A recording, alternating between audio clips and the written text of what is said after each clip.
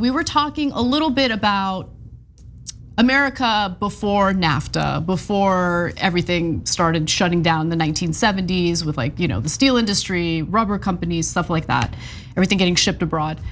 I love this topic because I've been kind of obsessing about America's so-called golden age, which is like mid-century, like the 50s, where like the benefits of the New Deal era were just like front and center. You can see the American dream playing out, not for everyone. This country's always had issues, especially with race, and 1950s was not a great time for Black people in this country, we know that.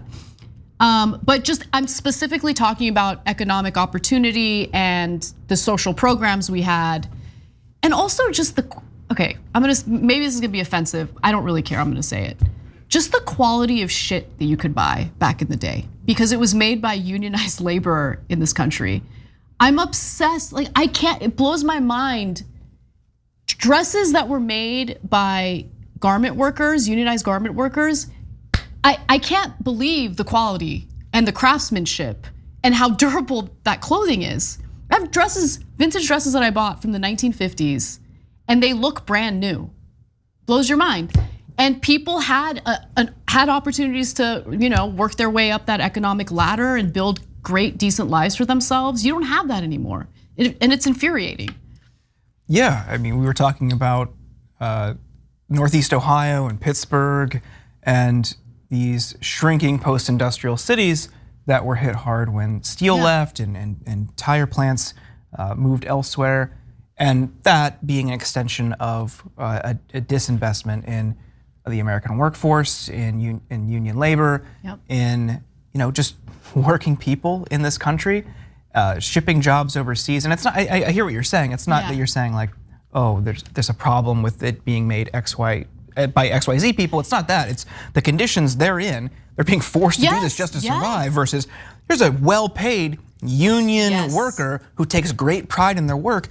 By default, whether that person is in Indonesia or Kansas, you're going to get the same result when you're putting them in that like starvation wage category versus somebody who is well-paid and loves doing that work. Yeah, you're gonna get a better product. They feel pride in what they're doing, and they're also compensated well for what they're doing, right? It takes a lot of skill to put a dress together, I mean, I've tried, not my thing.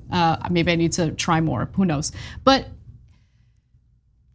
it's frustrating because Americans, I think with the help of the media, had become conditioned, and I think still are conditioned, to think of themselves as consumers, right? So it's all about being a consumer, buying, you need more.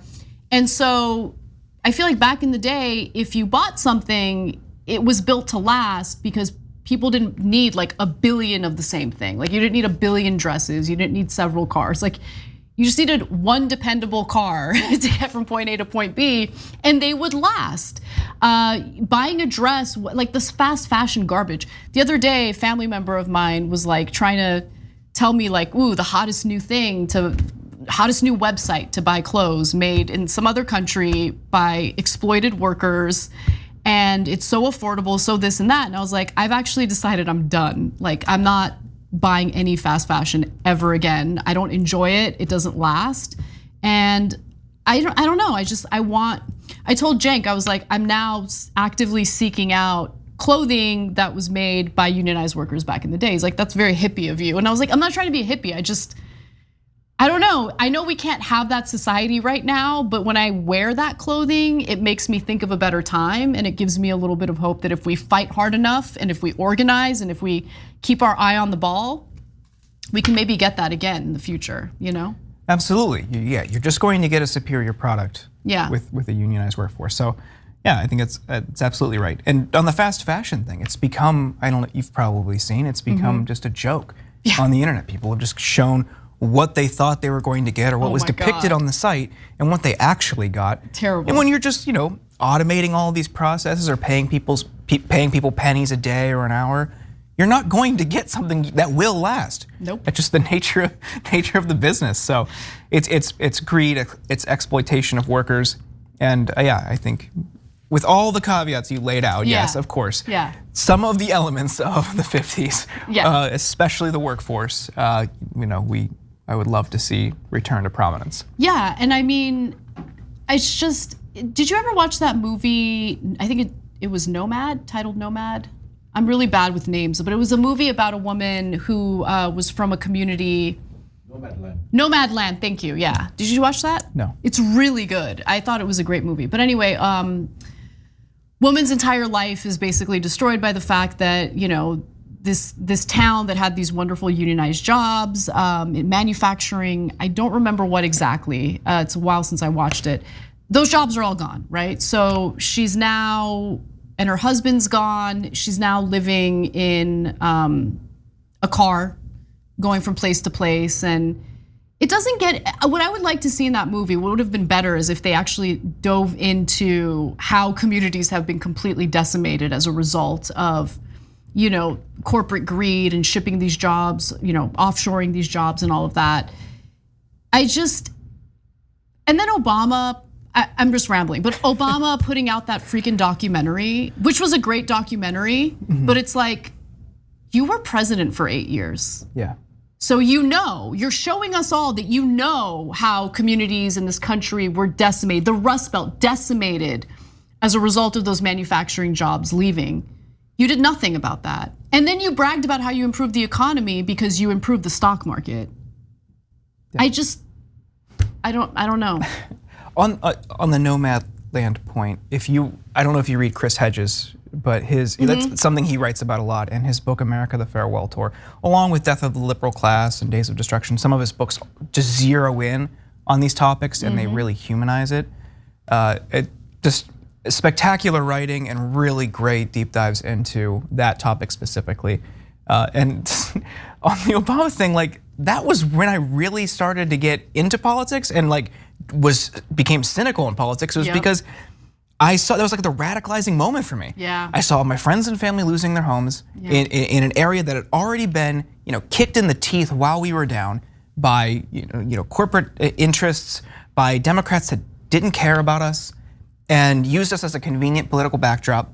And then the financial crisis hits, everyone's suffering, friends and family losing their jobs, their homes. And then when it comes time for any sort of recalibration, how we do our system, all these Wall Street banks are giving their executives bonuses. Yeah. If that's not a giant middle finger to everybody who suffered, I don't know what was. And that's why I understand the rage toward the Democratic Party, right? I understand why someone like Trump, even given the fact that he's full of shit and he actually doesn't care about anything that he claims to care about, I understand the appeal because he was the only person running who just called it out. I mean, he loved it and he loves to exploit that very system, right? But he also understood the anger, believe it or not, this guy who lives in an ivory tower understood the anger of people living in the Rust Belt better than any other candidate. And that was terrifying and very, very appealing, clearly, to people who have, I think, justified rage over how their lives turned out.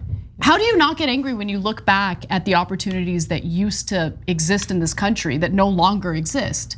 I understand why Gen Z is furious. The work ethic that they get criticized about. I mean, when this country communicates to young people that it doesn't really fucking matter how hard you work, you're screwed anyway, why would you work hard, right? But I do think they are, studies have shown they're working harder and longer. They are. But their attitude isn't this honestly, I think a toxic attitude of I'm gonna be the first one in, last one out. They're not like that. And I love that they're not like that. Yeah. And so, but they get criticized for that. But why the hell are you gonna put your body and life on the line for a company that'll get rid of you in a second? They don't care about you, right? Yeah. And they're underpaying you. So even if you are doing that, so many people also need to have a second or third job, or they're driving for DoorDash or some gig economy job on the side just to make ends meet. You can still do that and be underpaid and underappreciated by your employer because they want to pay you the least amount possible. Yep. It's just how our system is built. So I'm all for people doing exactly what their contract lays out or exactly what their job description lays out. Call it quiet quitting. I call it doing your job. Yeah, no, 100%. Thank you for saying that. Because when I read about the whole quiet quitting thing, I'm like, so it's quiet quitting when you're doing your job, you're just not going the extra mile because you're not even paid to go the extra mile. So why would you? Thanks for watching the Young Turks. Really appreciate it. Another way to show support is through YouTube memberships. You'll get to interact with us more. There's live chat emojis, badges. You've got emojis of me, Anna, John, JR. So those are super fun. But you also get playback of our exclusive member-only shows and specials right after they air. So all of that, all you gotta do is click that join button right underneath the video. Thank you.